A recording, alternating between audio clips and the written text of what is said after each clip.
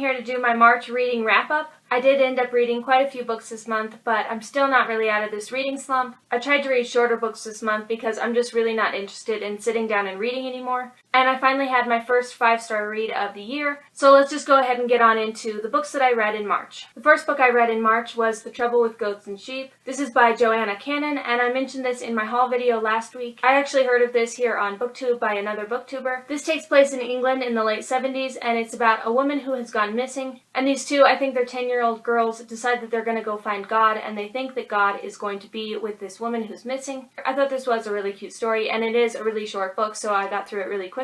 I listened to this on audio, and I really liked the audiobook as well, and I gave this one 3 stars. Next up, I read You Are Here by Jenny Lawson. I also mentioned this in my book haul. I read this at the very beginning of the month, and it was just the perfect time to read it. I loved it so much that my mom got it for me for my birthday. I've read all of Jenny Lawson's books, and I really loved all of them. She's absolutely hysterical, but she also struggles with depression. This is a book that's kind of like a coloring book and also inspirational quotes in it as well. And I just thought that was such a clever idea. I highly recommend picking this up. It is a really quick read because it is in color book form. The thing I loved about this edition was that I got it from my library, so a lot of people have already colored in it. In the front, it actually says, "We encourage you to mark in this book." So I really love flipping through it and seeing other people who have made their mark in it. And I also colored in it as well. I highly recommend picking this up, but I definitely recommend picking it up at the library first. That way you can see other people coloring in it and writing their thoughts. I'm so glad I picked this up, and I gave this 5 stars. Next, I picked up Imagine Only Wanting This. This was a library book, and I had to return it already.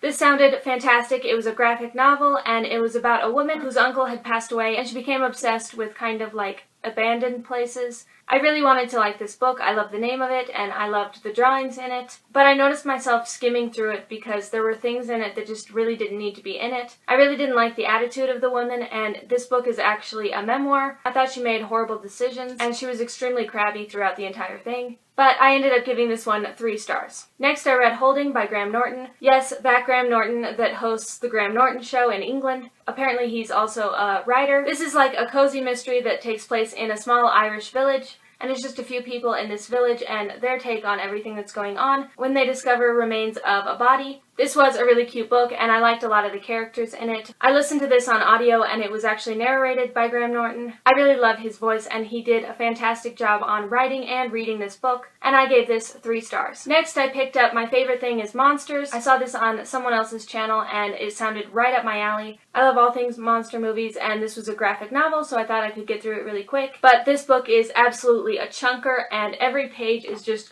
chocked full of a bunch of words and pictures, and it just started to overfill the page, and I got so overwhelmed with it. This is in notebook form. It's about a young girl who writes in her notebook, but it's about this little girl whose neighbor upstairs ends up dying that she really liked, and everyone has just assumed that it was a suicide, but she doesn't believe that. This could have been such a great book, but I feel like it just went on and on. We went to so many different places and met so many different people that just weren't necessary. It got absolutely ridiculous, and again, I started skimming through it. I got quite a ways into this, and I ended up DNFing it. I even flipped to the back of it to see how it ended, and I still don't really know what happened. I just invested so much time into this book, and I was really disappointed in it. I know most people give this 4 or 5 stars, and there's more in the series, but this just really wasn't for me, not to mention that there was a naked woman in every single page. I don't really know why she felt the need to add that. It just became over the top. I guess needless to say, I gave this 1 star. Next, I read If It's Not Funny, It's Art by Demetri Martin. I think I've read another Demetri Martin book. He is a comedian,